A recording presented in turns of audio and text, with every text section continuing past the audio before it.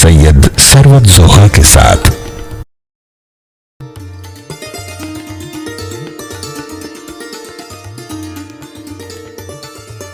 اچھا، مسئلہ یہ ہے نور امروی کہ آپ کے دوستوں نے آپ کی اتنی تعریف کر دی ہے کہ اگر میں بھی وہی سلسلہ جاری رکھوں تو لوگ مجھے بھی چھوٹا نہیں کہیں گے۔ تو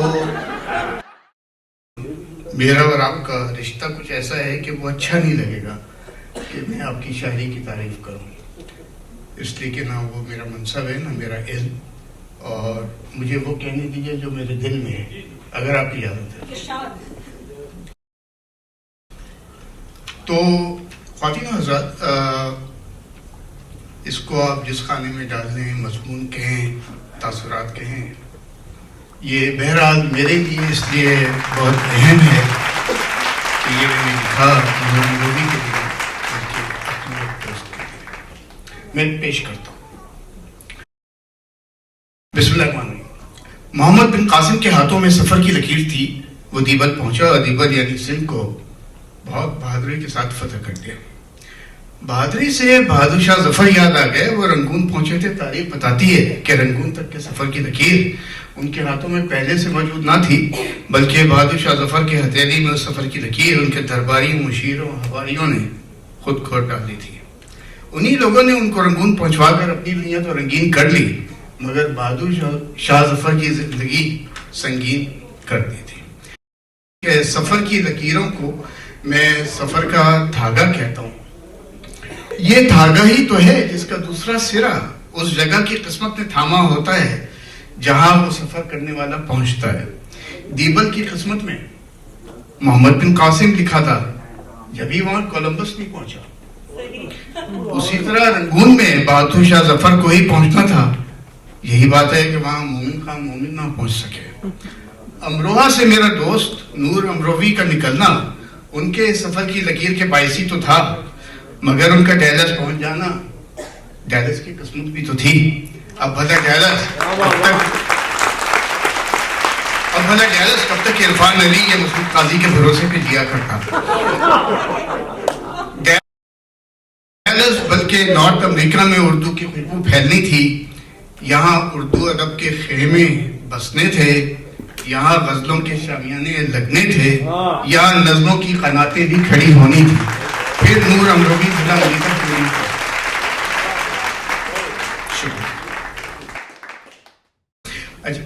نور بھائی، اب ہم جب کسی غیر ملک میں قدم رکھتے ہوئے کسٹم ڈکلیئر کرتے ہیں تو اپنی زبان اور مذہب کو کاؤنٹر پہ ڈکلیئر نہیں کرتے، مگر اس غیر شہر میں اپنی زبان، مذہب اور تہذیب کے ساتھ چپکے سے داخل ہو جاتے ہیں۔ شرفا یہ چیزیں پھر زندگی بھر ساتھ رکھتے ہیں، اور ایسا لگتا ہے کہ یہی کچھ ہمارے دوست نور امروی نے بھی کیا۔ بھارت سے امریکہ کی شہر ڈیلس میں داخل ہوئے، نئی دنیا کے نئے لوگوں کے ساتھ اب محنت کا اور وہی پہلے والی بیگم کے ساتھ محبت کا سفر شروع ہو گیا۔ کسٹم سے نکال کر جو سامان لائے تھے، کسٹم سے بچا کر جو سامان لائے تھے، اس کو قرینے کے ساتھ اب اپنے نئے گھر میں سجانا شروع کر دیا۔ زندگی نئے دور میں داخل ہو چکی تھی، سب کچھ بدل گیا تھا، مگر اس حیرت صفت نے باہر کے مقابلے میں اپنے اندر کو نہ بدلنے کا عزم صمیم کر رکھا تھا۔ اچھا، اب یہ دیکھے گا کہ امریکہ ضرورت بھر ہی اوڑھنے کو ترجیح دی، امریکہ ضرورت بھر ہی اوڑھنے کو ترجیح دی، اور اپنے وطن کو اتارنے پہ ان کا دل راغب نہ ہوا، اور شاید نہ کبھی ہوگا۔ ہجرت زدہ شاعر نور امروی اب عجب دور میں داخل ہو گیا۔ خالد بھائی، انگریزی زبان، انگریزی بولنا اور سننا اب شوق نہیں بلکہ مجبوری تھی۔ انگریزی کو معاشی تھاپ کے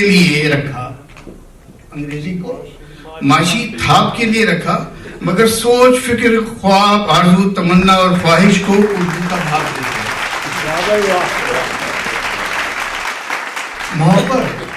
محبت پھول جیسی ہے، وفا گلدان جیسی ہے، تمہارے پیار کی خوشبو تو ہندوستان جیسی ہے۔ میں ہمیشہ کہتا ہوں کہ ضرورتاً انگلش بولنا کوئی بری بات نہیں، مگر ہمیں انگلش بولتے وقت یہ یاد رکھنا چاہیے کہ امریکہ میں رہنے کا مطلب یہ نہیں کہ ہم اپنا رنگ اور اپنا انگ بھول جائیں. یعنی انگلش اس قدر نہ بولیں کہ انگلش نہ رہے، بلکہ یہ ہمارے لیے اپنی انگریزی ہو جائے. مجھے خوشی ہے کہ نور امروئی یہی کچھ کرتے ہیں. نور امروئی کی شاعری میں فلسفہ کہیں نظر نہیں آتا. وہ علمیت کی ٹوپی، قابلیت کی اچکن اور نقادیت کی شیروانی پہنے بغیر بہت گہری اور روشن بات بہت آسانی سے کہہ دیتے ہیں. اور شاید اس کی وجہ یہ ہے کہ وہ ان چند قلم کاروں میں سے ہیں جو اپنے قلم میں سیاہی کے بجائے روشنی کا استعمال کرتے ہیں. پہلے وہ آسمان دیکھتا ہے جب پرندہ اڑان دیکھتا ہے. نور امروی جو کچھ ہے اس کا سبب اس کی شاعری ہے، اور نور جو کچھ نہیں ہو سکا اس کی سبب بھی شاعری ہی ہے. نور امروی جو کچھ بھی ہے اس کا سبب اس کی شاعری ہے. نور جو کچھ نہیں ہو سکا اس کا سبب بھی شاعری ہی ہے. نور امروی کا شعور اس کا سب سے بڑا دشمن ہے. نور امروی کا شعور اس کا سب سے بڑا دشمن ہے، اور یہی شعور اس کا سب سے بڑا دوست بھی. وہ کیسے میں بتاتا ہوں. یہی شعور دشمن ہو کر اس کو مضطرب رکھتا ہے، مگر یہی شعور دوست ہو کر اسے شاعری کرا دیتا ہے. خود کو جب خاک میں ملایا ہے تب شعور حیات پایا ہے. شاعری کو میں کارِ پیغمبری جانتا ہوں، میں اسے اشرف المعمولات کہتا ہوں. یعنی شاعری کو معمول بنانے والے عام لوگ نہیں ہوتے. یہ ٹھیک ہے، اچھی شاعری پڑھ کر بہت سکون ملتا ہے، سوچ کے دروازے کھل جاتے ہیں، مگر کوئی یہ بھی تو سوچے کہ اس سکون کو فراہم کرنے کے لیے شاعر ان دروازوں کو اپنے دکھوں اور غموں کی چوکھٹ پر نصب کرتا ہے. یہ چوکھٹ ہی تو ہے جو عام سی لکڑی کو دروازے کی شکل دیتی ہے، اسے سنبھالا دیتی ہے.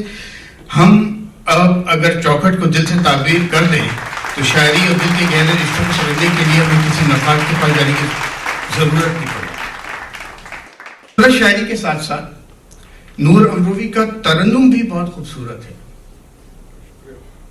ان کے گلے میں سوز ہر وقت جاگتا رہتا ہے. ابھی ان کے نکاح کی بات ہو رہی تھی.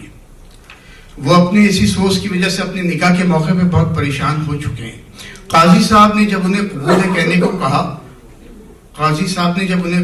کہنے کو کہا تو بھائی نور نے اپنی سوز بھری آواز کے ساتھ قبول ہے کہہ دیا. قاضی بھی کم تجربہ کار نہ تھے، دل کی باتیں خوب جانتے تھے. اپنا بیگ لے کے کھڑے ہو گئے.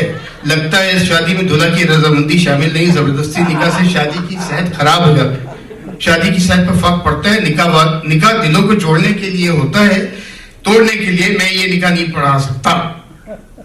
قاضی صاحب کے اندر سے ماضی بعید کا ایک دلہا سا نکل آیا.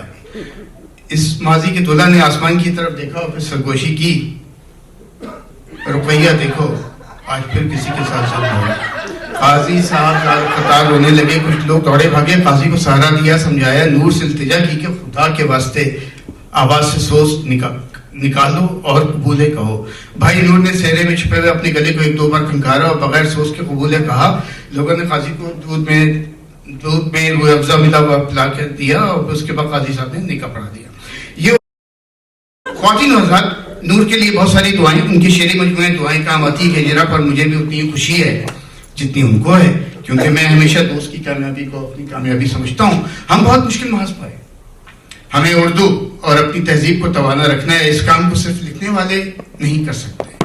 اس مشکل سفر میں قلم کار کو آپ کی مدد درکار ہوتی ہے. مجھے یقین ہے کہ یہ سفر یعنی اردو کا سفر آپ کی مدد سے جاری رہے گا. اور آج آپ لوگوں کو دیکھ کر یہ بات اور بھی سچ لگنے لگتی ہے. سلیقے سے ہواؤں میں جو خوشبو گھول سکتے ہیں، ابھی کچھ لوگ باقی ہیں جو اردو بول سکتے ہیں.